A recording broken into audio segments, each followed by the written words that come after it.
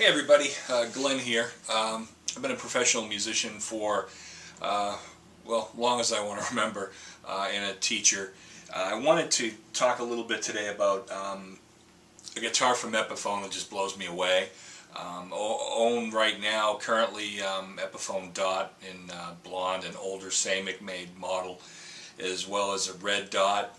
And recently I just picked up this the 339, the ES-339, and I've just been so blown away by it. The value for the money that you pay for this is just unreal. So I'm not paid by Epiphone at all. I want to thank my buddies at Sam Ash in Clearwater, Marco and Danny. They always set me up with some great stuff. Also in our household we got a couple of other Epiphone ukulele my wife has, and a PR5E acoustic, which is great. So I really love their products. Being a working musician, there are certain things that concert venues that we have shared stages, and you've got, you know, people coming on and off all the time, and certain guitars that I just won't bring to those kind of gigs. It's tough when you get a $3,000 guitar that gets broken. You know, it's bad enough if, you know, $400 or $500 guitar gets broken, but when that's expensive, you know, people just go sorry. So I want to talk a little bit about this guitar. One of the things you'll notice right away is that the setup right away was just really wonderful. It came off the rack at Sam Ash. It's really got the slim taper neck. It's not like a 59 neck. One of the things that they advertise, you'll see on Sweetwater, Guitar Center, Sam Ash, musiciansfriend.com, is it comes with Wilkinson tuners. This one didn't, and what I'm reading is most of them are now coming with the Grover Deluxes, which is great, with the Tombstone you know, heads on them, which is nice. But it's got the lock tone bridge, the stop tail piece. It's got the Pro Buckers, which are, from what I understand from Epiphone, are triple sealed, triple wax sealed. So it's really not a lot of noise. But when I really play this, I mean, let's just play a little something on the neck pickup, you know.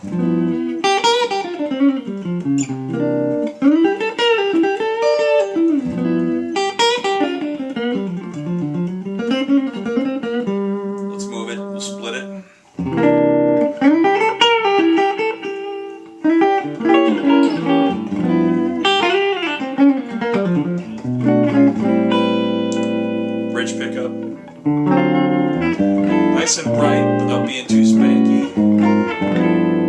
Now one of the things that's really cool is, Gibson doesn't even offer this, is a coil tapping. So essentially what it does is it takes a humbucker and turns it into a single coil. They've run some extra wires out of there, and you will get that 50 cycle hum at high volume, especially if you're using distortion. But what I find really cool about it is that it's just push-pull. So you pull up, push down, and you can hear the difference. In the bridge pickup, if I just, you know, pull up, the volume drops a little bit, but it really gives you a nice kind of spanky kind of thin sound. And if I pull up on the treble pickup and basically just kind of do some rhythm type stuff, now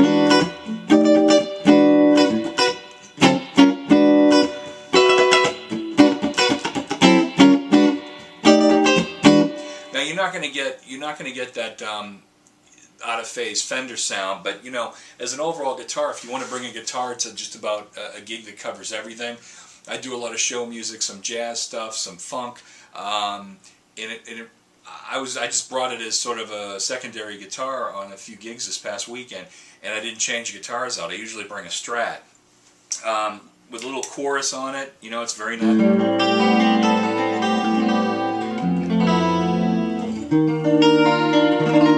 Now if I pop in the, go back to humbuckers, you can hear the difference. And I'm playing through a Fender Princeton Chorus, just a nice guitar to do this demo on. Now if we want to talk a little bit about how it handles crunch, we'll put a little crunch on it, and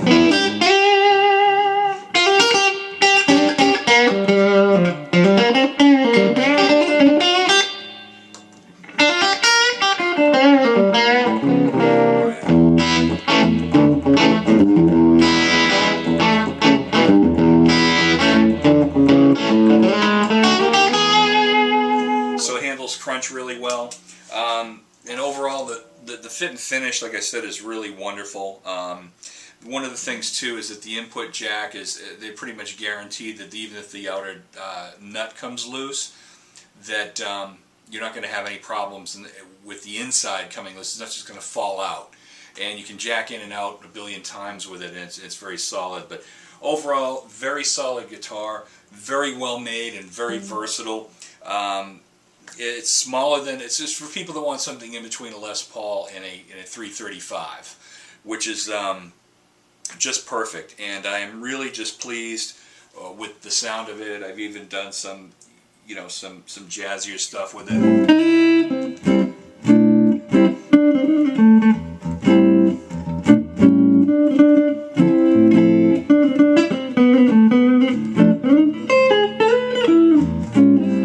Get the idea, but it plays really well, and I highly recommend the Epiphone ES-339. Now, this is the Pro. These retails for about $3.99, and the Ultra, which is one that has a built-in tuner and also has a USB port on it, stereo jack input. That one's retailing for about $7.99. If you're not going to do stereo, you're not going to use the Nano pickup to do some acoustic sounds, you know, I recommend saving a few $100 and just going with the 339 Pro. And again, you know, using the coil tapping, you can get some real cool acoustic sounds. So, but that's it. I hope this is helpful to anybody that really wants to buy one of these. I've never posted anything on YouTube as far as reviews before, but it's just a terrific, solid guitar. So, hope you check it out. Bye-bye.